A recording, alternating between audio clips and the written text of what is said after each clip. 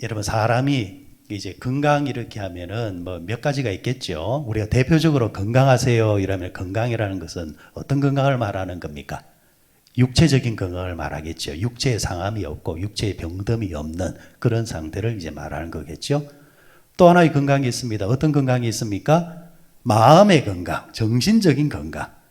저는 이 부분이 정말 크다고 봐요. 마음이 건강하면은 몸도 그에 맞춰서 움직이는 것 같아요. 또 어떤 분들은 육신이 약하니까 마음도 같이 약하다. 어떻게 보면은 이 두 가지가 서로 연결되어 있다 보니까 어느 하나 소홀함이 없어야 되겠지만은 그래도 옛말에 그런 말이 있잖아요. 마음 먹기 나름이다고. 마음을 먹으면은 안 좋은 것도 그나마 좋은 쪽으로 바뀐다라는 거. 그래서 여러분 6월 한 달 동안 마음도 건강하시고 육신도 건강하시길 바랍니다. 건강해야 찬송도 되고 건강해야 기도도 되고 건강해야 나와서 우리가 예배도 할 수 있지 않습니까? 건강해야 된다라는 거. 이런 부분에 있어서는 우리 믿는 자나 믿지 않은 자나 다들 관심사인 것 같습니다. 그런데 성경이 말씀하시는 건강은 여기서 한 걸음 더 나아갑니다. 사람은 몸도 건강해야 되고 마음도 건강해야 되지만은 그 사람의 영혼이 건강해야 된다. 영이 건강해야 된다는 겁니다. 영이 건강해야 다른 건강이 유익이 있다라는 거죠.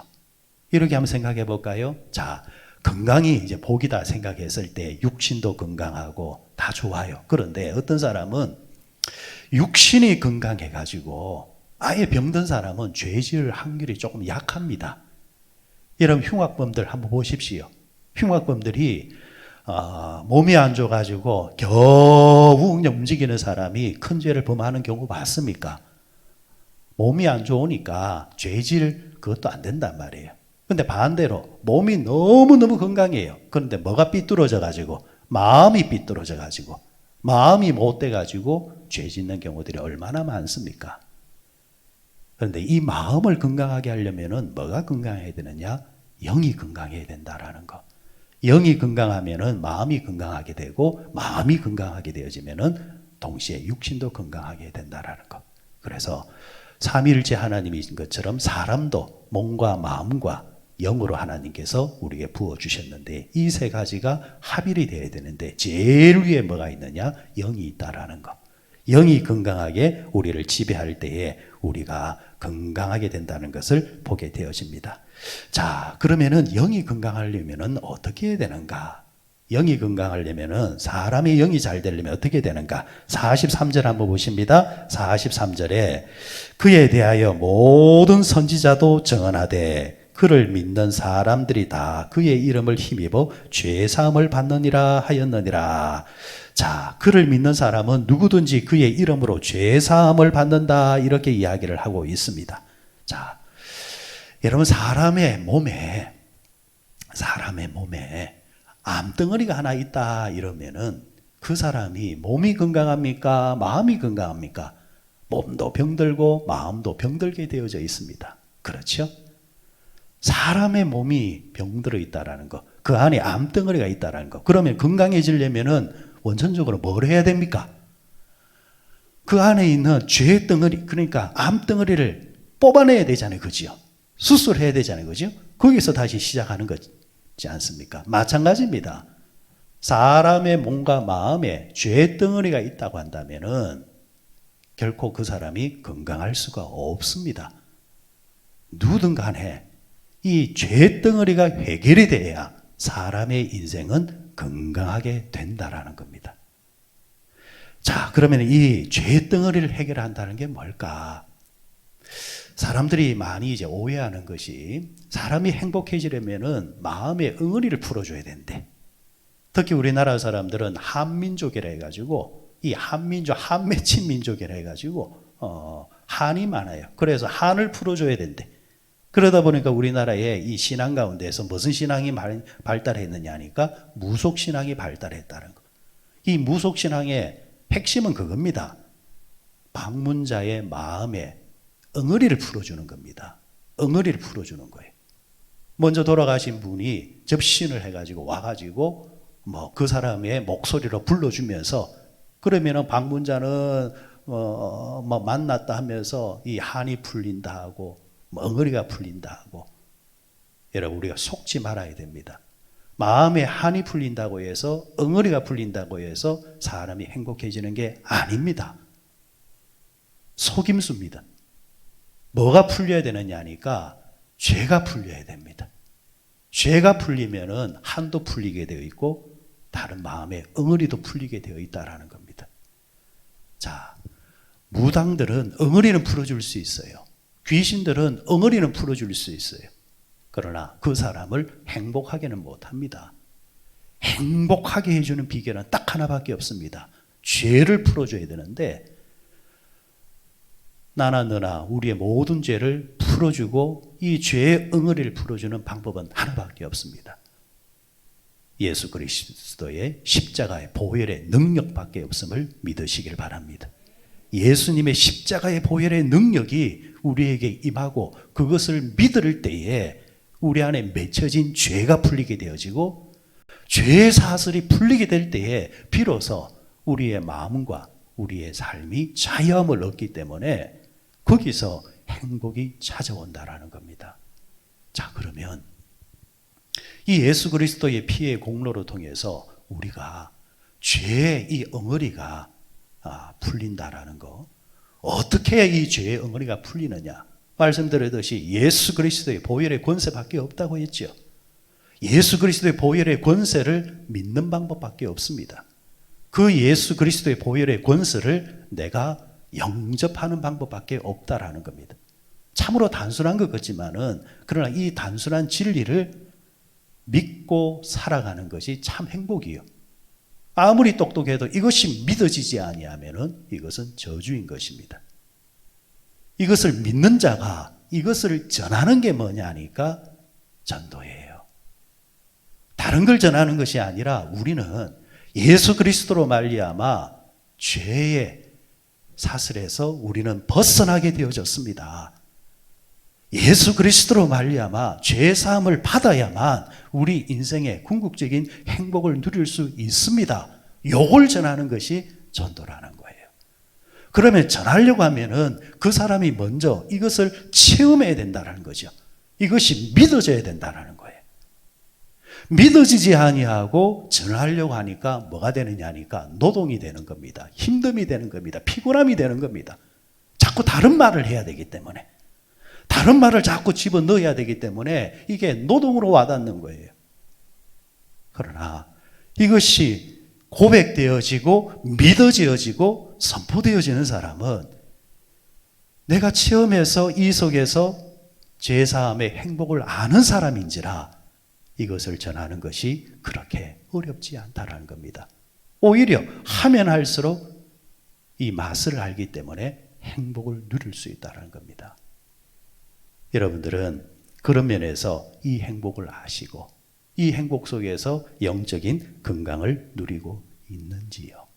자, 오늘 44절, 45절 한번 다 같이 다시 한번 더 읽습니다. 시작. 베드로가 이 말을 할 때에 성령이 말씀을 듣는 모든 사람에게 내려오시니 베드로와 함께 온 할례 받은 신자들이 이방인에게도 성령 부어 주심으로 말미암아 놀라니. 아멘. 자, 이 도를 이 도를 먼저 알았던 사람이 누구냐? 베드로잖아요. 베드로가 이것을 알았단 말이에요. 예수 그리스도로 말미암아 죄 사함을 받는 것이 바로 복음이고, 이 복음을 알 때에 사람이 행복하다라는 것. 그래서 베드로가 되었든지 아니면은 세례 요한이 되었든지 아니면은 예수님께서 말씀하실 때도 복음의 사역에서 제일 먼저 외쳤던 일성이 뭐냐 하니까 회개하라. 때가 가까웠느니라. 성령의 충만함을 받으라는 겁니다. 죄 사함을 받으라는 겁니다. 죄 사함을 받아야 뭐가 임한다? 성령이 임한다라는 겁니다. 성령이 임하게 되어지면은 우리가 행복하게 된다는 겁니다. 이게 복음의 핵심이고 이걸 일성으로 외치셨다라는 거죠. 베드로가 오순절 다락방에서 죄 사함을 받고 어떻게 했어요? 성령을 받았잖아요. 그리고 성령 받은 자가 나아가서 복음을 전할 때에 사람들이 뭐라고 했느냐니까, 그러면은 당신들이 전하는, 네가 전하는 그 복음 앞에서 내가 어떻게 해야 예수를 믿을 수 있느냐 하니까 베드로가 딱 한 말이 딱 이겁니다. 회개하고 죄사함을 받으라는 겁니다. 그러면은 성령의 선물을 받을 것이다라는 겁니다. 순서가 딱 그렇다라는 겁니다. 먼저 뭘 받으라? 죄사함을 받으라. 뭘로? 예수 그리스도의 피로. 예수 그리스도의 피로 죄사함을 받으면은 뭐가 임하고? 성령이 임하고. 영혼이 잘 되려면 우리 영혼에 뭐가 지배를 해야 됩니까? 하나님의 영이 우리의 영을 지배해야 되잖아요. 하나님의 영이 우리를 지배하지 아니하면은, 다른 영이 지배하면은 잡생각들이 자꾸 난다니까요. 그 모든 것을 깨끗하게 만들어주는 것이 성령이라는 거예요. 성령. 성령이 우리 안에 임하면은 그 힘으로 인해서 우리는 또 어떤 능력을 갖게 되느냐? 다른 사람들한테 이걸 전가하는 능력이 되어지는 겁니다. 여러분, 은사는 여러 가지지만은 핵심은 성령입니다. 그런데 그 성령 하나님은 결국에는 누구를 이야기하게 만드느냐? 복음을 이야기하게 만든다. 예수를 이야기하게 만든다. 자, 베드로가 이렇게 먼저 맛을 아는 사람이고 복음 안에서 행복을 누리는 사람이에요. 자, 누구한테 찾아갔습니까? 고넬료에게 찾아간 거예요. 고넬료에게 찾아가서 그에게 지금 말해주는 것이 이제 말씀을 전한 겁니다. 복음을 전한 겁니다. 43절 끝에 보십시오. 뭐라고 했습니까? 그 이름을 힘입어 뭘 받는다? 죄사함을 받는다. 이렇게 보혈의 권세를 이야기를 해준 거예요. 자, 그러니까 44절에서 말씀 듣는 모든 사람에게 뭐가 임했습니까? 성령이 임한 거죠. 순서를 보세요. 죄사함이 왔죠. 그 다음에 뭐가 와요? 성령이 오죠. 그렇죠? 성령의 임함으로 통하여서 모든 사람들이 이제 영적으로 건강하게 된다라는 거. 그러면 저와 여러분은 지금 어느 위치에 있는 사람이냐라는 겁니다.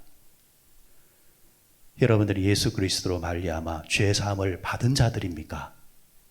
이것이 이러면 불확실하다고 한다면 기도를 열심히 하셔야 돼요. 이 첫 단추를 풀어내야 돼요. 이것이 믿어지고 고백되어질 때에 그 믿는 대로 죄사함의 권세가 내 것이 되는 겁니다. 이 죄사함이 고백되지 아니하는 분들은요, 다르게 말하면 아직 성령님도 그 사람에게 완전히 역사하지 아니했다라는 겁니다. 여러분, 성령님도 자리 봐가면서 임합니다. 성령님도 아무에게나 임하는 게 아닙니다. 오늘 이 자리에 와서 앉아 있다 할지라도 성령께서 그대로 임하시는 게 아니라는 거예요. 성령님은 자리를 딱 보시는 데에 죄사함에 대해서 전적으로 믿는 사람들, 예수 그리스도의 보혈의 권세를 믿는 사람에게 성령님은 임재하시는 겁니다. 그래서 여러분, 이것이 고백되어진 여러분이라고 한다면 여러분에게는 뭐가 임재하신다? 성령님이 임재하신다라는 것. 성령님이 임재하셨다는 말은 내가 죄사함을 받았던 것처럼 다른 사람도 죄사함을 받아야 문제가 해결된다는 것을 믿어지기 때문에 그것을 이야기하는 사람이 된다라는 겁니다. 여기까지 가야 그 사람이 죄사함을 받은 사람이요, 성령을 받은 사람이요, 충만한 사람이요, 온전해져 있는 사람이라는 겁니다. 오늘날 한국교회 교인들이나 우리들이 왜 힘을 자꾸 잃어가느냐, 영적인 파워를 잃어가는 이유가 가장 근본이 되는 이 원복음에 대해서 자꾸 소홀하기 때문이에요. 원복음을 놔두고 자꾸 다른 것으로 화장을 자꾸 해놓는 거예요. 화장을 딱딱딱 해놓으니까 누가 보기에는 이쁘거든. 누가 보기에는 아름답게 보이거든. 그러나 씻고 나면은, 원판이 드러나면은 못 봐요. 원판이 좋아야 돼요, 원판이. 복음의 원판이 좋아야 된다라는 거. 그 복음의 원판이 뭐냐? 예수 그리스도의 보혈의 권세로 말미암아 우리가 죄사함을 받아야 영혼이 잘 되고, 그 영혼이 잘 돼야만이 뭐가 잘 되고 우리의 범사가 잘 되고, 영혼이 잘 돼야만이 뭐가 잘 되고 우리의 몸이 강건하게 되어진다. 이 세 가지 법칙의 제일 우선순위가 영혼이다. 영혼이 잘 되려면은 무엇은 사함을 받아야 되고 죄 사함을 받아야 되고, 죄 사함을 받은 자에게는 뭐가 임하고 성령이 임하고, 성령이 임한 사람들은 거기에 감사하고 행복해서 인생에 여러 문제가 있는 사람들에게 다른 걸 말해주는 것이 아니라, 당신도 예수를 믿고 예수 그리스도의 보혈의 권세를 통해서 당신도 죄사함을 받아야 되고, 당신이 죄사함을 받게 되어지면은 성령 하나님께서 당신의 인생에 개입하셔서 당신의 모든 문제를 해결해 주실 것입니다. 더 이상 다른 말을 붙일 필요가 없다라는 겁니다. 이 원복음에 대해서 자신감이 있는 사람에게서 능력이 나타난다라는 것. 오늘 우리에게서 회복해야 될 문제가 바로 이 부분이라 생각을 합니다.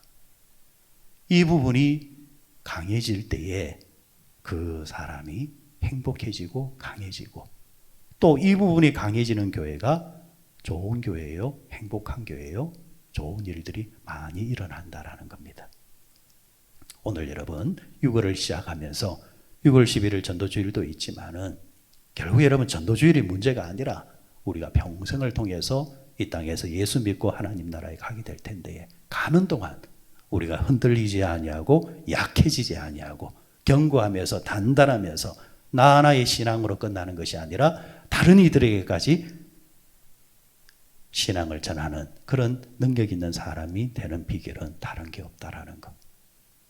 항상 어디로 돌아가라? 원복음으로 돌아가라. 그래, 나는 죄사함을 받은 자야.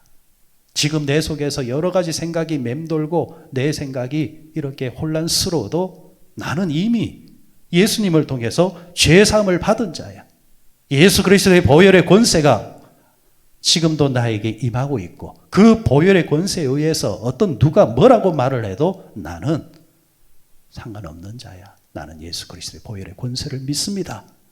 바로 그 자리를 보고 하나님은 그에게 또 충만하게 역사를 하고, 그 충만한 역사는 지금의 나의 삶의 조건과 상관없이, 상황과 상관없이 때마다 시마다 있는 데마다 그곳에서 그분을 이야기하게 되고 복음을 이야기하게 되고, 또 그 복음을 통해서 사람들이 영혼이 잘됨으로 통하여서 예수 그리스도의 살아계심을 체험하는 자리가 만들어진다라는 겁니다.